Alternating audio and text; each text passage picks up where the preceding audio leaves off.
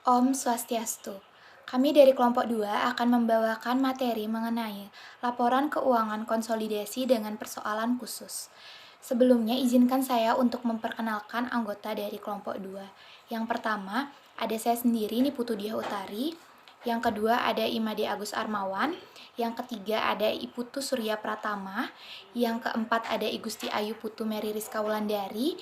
Yang kelima ada Iputu Yoga Pranata. Dan yang keenam ada Niputu Ekawati. Dalam presentasi kali ini kami akan membahas dua sub pokok bahasan. Yang pertama yaitu transaksi antar perusahaan afiliasi, dan yang kedua adalah pemilikan surat tentang obligasi antar perusahaan afiliasi. Baik, sebelumnya perkenalkan nama saya Made Agus Armawan untuk NIM 19.02.022315. Berikut saya akan membahas dari pokok pertama yaitu transaksi antar perusahaan afiliasi. Sebelumnya, apa itu pengertian dari perusahaan afiliasi secara umum, yaitu perusahaan yang secara efektif dikendalikan oleh perusahaan lain atau tergabung dengan perusahaan atau beberapa perusahaan lain karena kepentingan atau kepemilikan atau pengurus yang sama. Untuk transaksi afiliasi menurut POJK RI adalah setiap aktivitas dan transaksi yang dilakukan oleh perusahaan terbuka atau perusahaan terkendali dengan afiliasi dari perusahaan terbuka atau afiliasi dari anggota direksi, anggota dewan komisaris, pemegang saham utama atau pengendali, termasuk setiap aktivitas dan transaksi yang dilakukan oleh perusahaan terbuka atau perusahaan terkendali untuk kepentingan afiliasi dari perusahaan terbuka atau afiliasi dari anggota direksi, anggota dewan komisaris, pemegang saham utama atau pengendali. Untuk penjualan aktiva tetap antar perusahaan afiliasi, aktiva tetap yang dibangun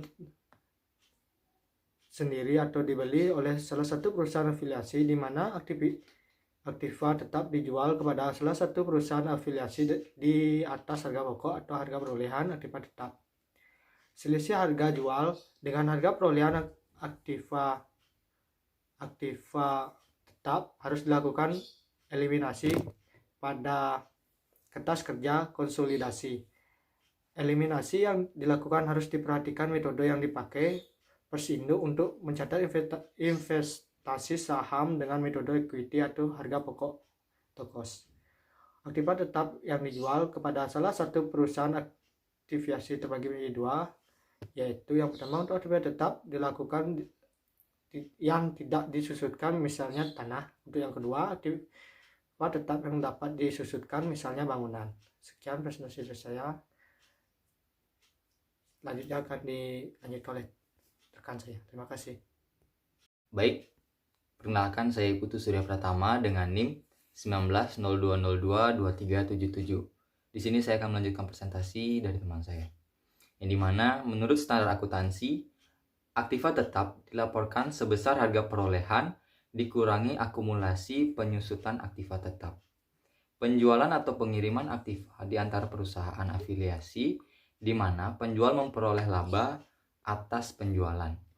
Selisih harga jual dikurangi harga perolehan aktiva tetap harus dilakukan eliminasi pada kertas kerja konsolidasi. Untuk aktiva tetap dapat disusutkan di mana penyusutan yang dibebankan pada perusahaan afiliasi atau pembeli dihitung dari harga jual. Maka perlu dilakukan eliminasi akumulasi penyusutan dikalikan selisih harga jual dengan harga perolehan.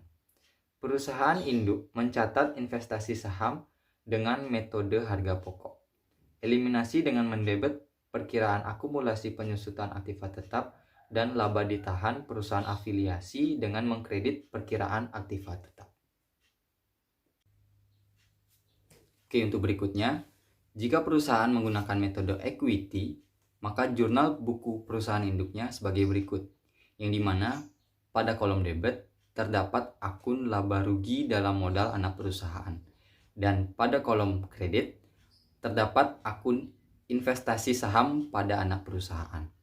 Selisih harga jual dengan harga perolehan dikurangi akumulasi penyusutan aktiva tetap dikalikan persentase penyusutan. Maka jurnal eliminasinya Pada kolom debit terdapat akun investasi saham pada anak perusahaan dan akumulasi penyusutan aktiva tetap. Kemudian pada kolom kredit terdapat akun aktiva tetap.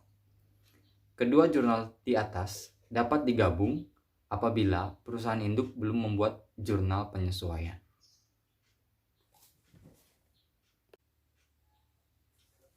Berikut tampilan jurnal eliminasi apabila perusahaan induk belum membuat jurnal penyesuaian, yang dimana pada kolom debit terdapat akun laba rugi dalam anak perusahaan dan akumulasi penyusutan aktiva tetap.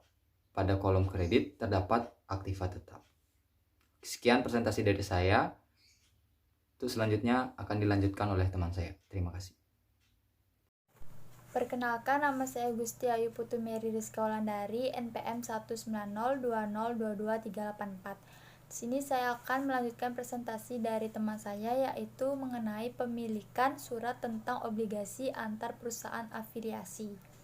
Dalam hubungan afiliasi antara perusahaan induk dengan perusahaan anak, memungkinkan di antara mereka menerbitkan obligasi dan menjualnya sebagai suatu alternatif untuk mendapatkan dana dari pihak eksternal atau dari afiliasinya, sehingga terjadi pemilikan obligasi antar perusahaan afiliasi.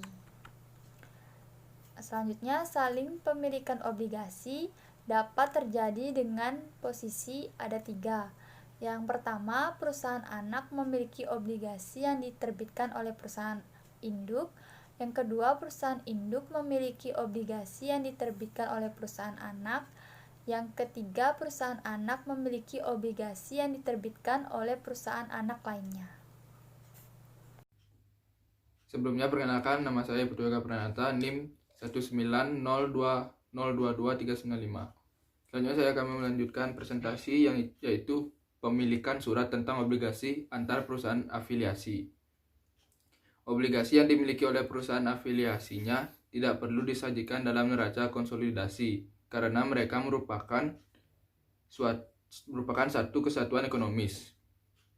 Perlakuan akuntansi atas rekening-rekening timbal balik yang digunakan untuk mencatat transaksi pemilikan obligasi dan akibat yang ditimbulkannya akan dieliminasi ketika dilakukan proses penyusunan laporan keuangan konsolidasi.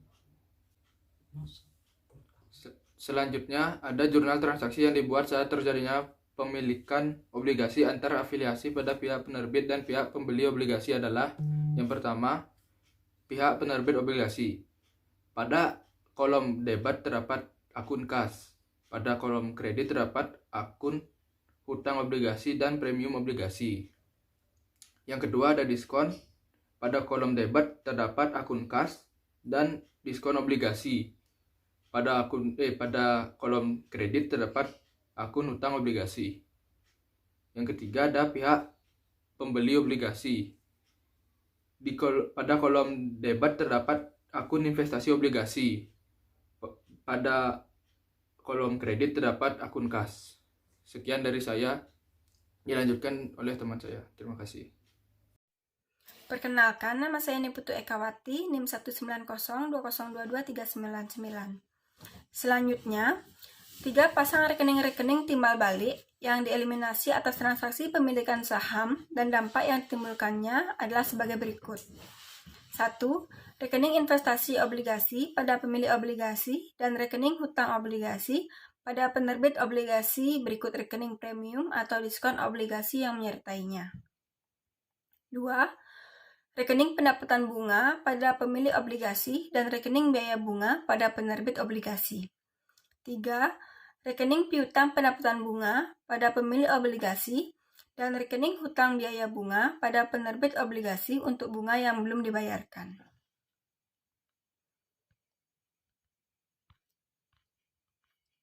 Selanjutnya, pemilikan surat tentang obligasi antar perusahaan afiliasi. Selama terjadinya pemilikan obligasi oleh afiliasinya, maka akan terjadi pula transaksi pembayaran biaya bunga oleh penerbit obligasi atau menerima pendapatan bunga oleh pemilik obligasi. Dan apabila bunga tersebut sampai akhir periode belum dibayarkan atau belum diterima, maka akan terjadi pula hutang biaya bunga dan piutang pendapatan bunga. Baik, sekian pemaparan materi dari kelompok 2. Kepada rekan-rekan yang ingin memberikan pertanyaan, kami buka sesi diskusi. Silahkan untuk memberikan pertanyaannya. Kami tutup presentasi kali ini dengan Om Santi Santi Santi Om. Terima kasih.